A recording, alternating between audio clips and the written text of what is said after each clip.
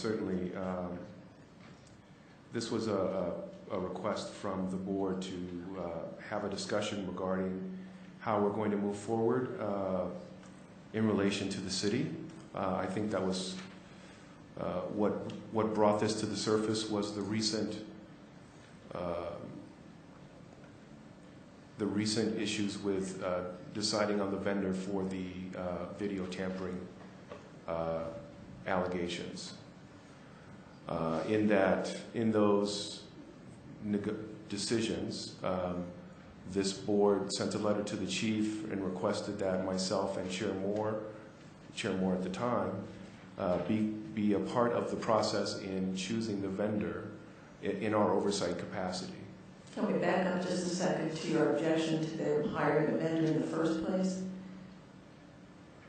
Previously to you and Beth getting involved, you had presented to them why they shouldn't do it.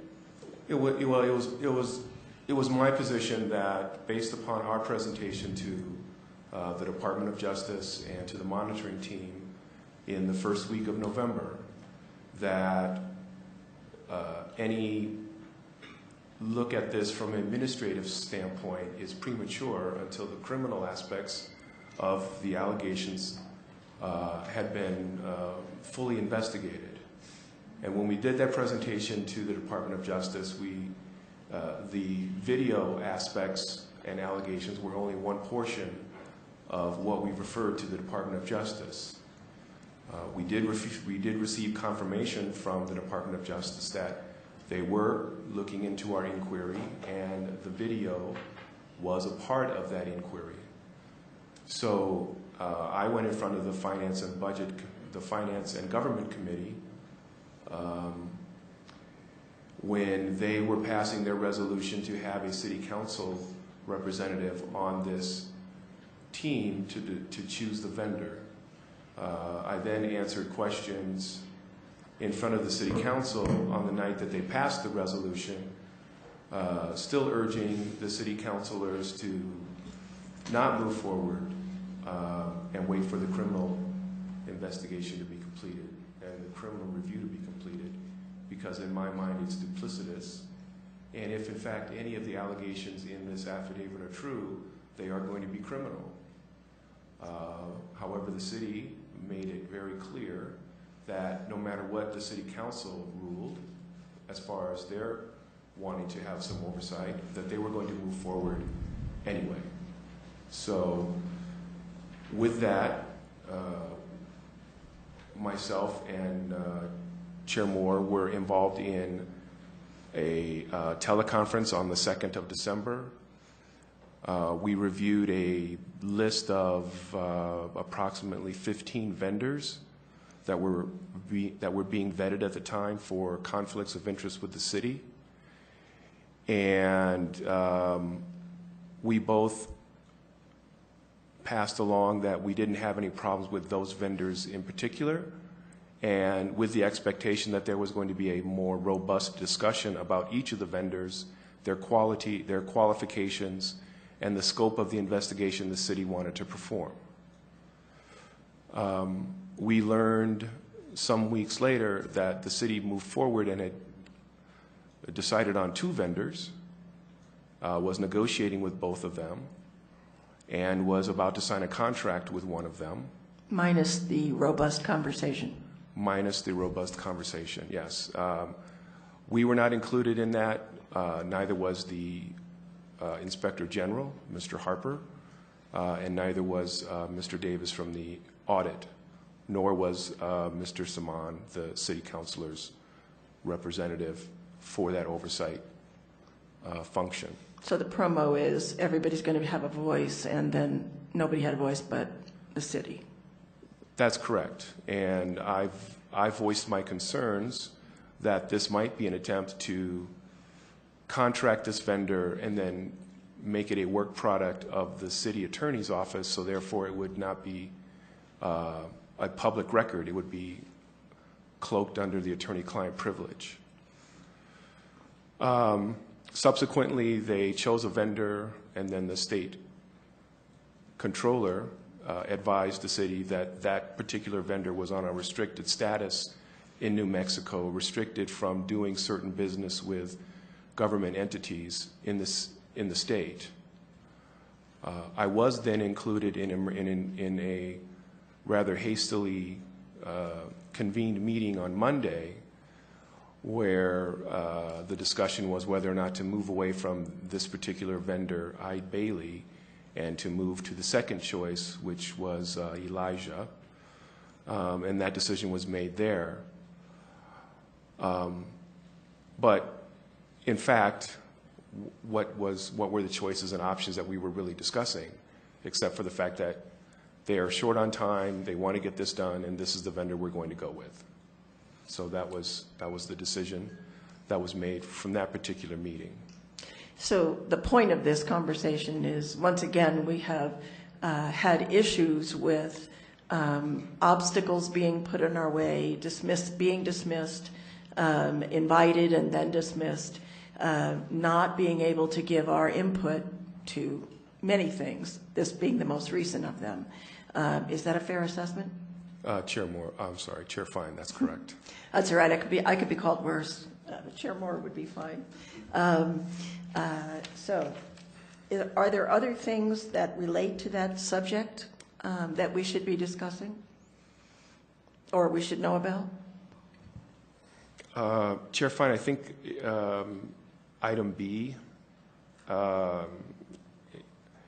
relates as well, based upon the recent treatment of the serious use of force cases that are investigated by the Critical Incident Review Team, the CERT cases.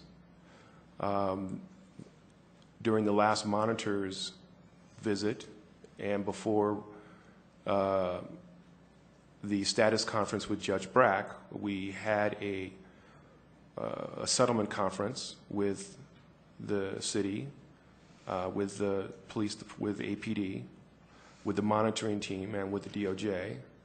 And one of the issues were the timing of review for the CERT cases. We left that conference with an agreement that this body would have 30 days to review a CERT case upon completion prior to it being submitted to the Force Review Board. Over the last couple of weeks, I have received CERT cases with as little as 2 days before they were going to be reviewed by the Force Review Board. Which leaves not only little time for you and your staff, but no time for this board. That's correct. So if we were to keep those, and in fact you did have to pass 5 of those on in order to meet their deadline, we were excluded from those reviews. Now I've talked to, this is part of what we were talking about with Major Tyler. Major Tyler and I have talked about this, and she was not clear about the 30 days. That happened prior to her being named to that position. But we absolutely have to have that if our portion of the work of making sure this civilian oversight is to be done and done right, the way that we've been asked to do it. So 2 days is not going to work. So in your report today, as I recall, you're going to go over those 5 cases with us and tell us about them. But in the same time, we are trying to fix this problem that makes us meet all of these deadlines that both the police department have and this board has. And is that a fair summation of it, sir? Chair Fine, that's correct. I think it is symbolic of the struggles that we continue to have to gain the respect and the cooperation of the city and the department so that this body can conduct its oversight in accordance with the ordinance. I think that Major Tyler has tried to offer an olive branch to this and has made a commitment to do that, and I'm hoping that that occurs. The reality is we have some past history that is not positive and is not leave us hopeful. So that seems to be the state of where we are. No, that's okay. That's a good point. And I agree. And when Dr. Ginger was here, not this last time, but the time before that, I thought that the CPOA, we did a good job of addressing our issues. to Dr. Ginger and the DOJ.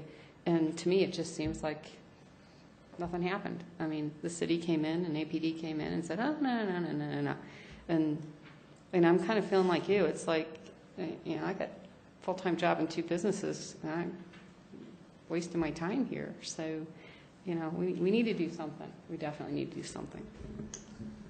Well, let me say that Major Tyler and I spoke day before yesterday, and we have already had a meeting with Dr. Brown was there, Leonard was there, I was there, Carlotta, you were there, and we talked about some of these issues. Research came up, other things came up, and Major Tyler offered to sit down and visit with us and be the conduit to the chief. And obviously she's a major, so she's in a position to do that. So she has asked, 2 days ago she asked me for another meeting like this. So we can't all go, but whoever's most passionate about this, perhaps you, perhaps, I don't know who wants to go. I need to go. But we need to have up to 4 of us go to this meeting and start to make a list of those things. I think what Major Tyler is offering is exactly what we're talking about, is a solution to this.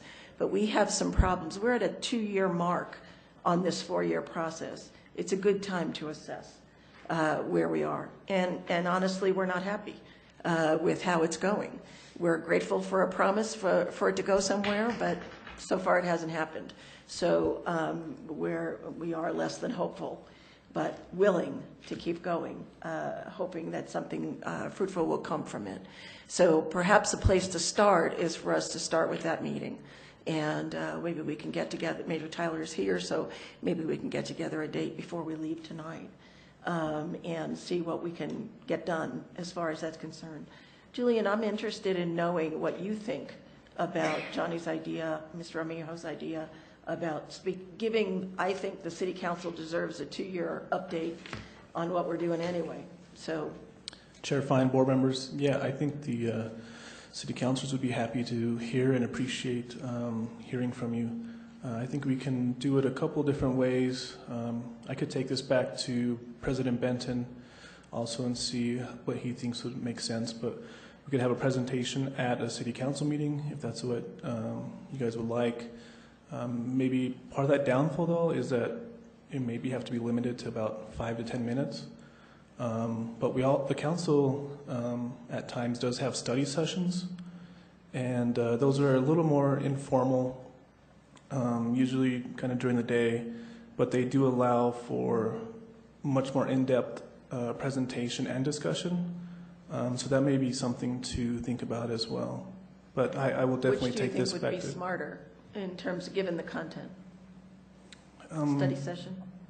Chair Fine, board members, I would suggest personally probably a study session just to give more time for discussion and questions and answers, and hopefully solutions will come from that.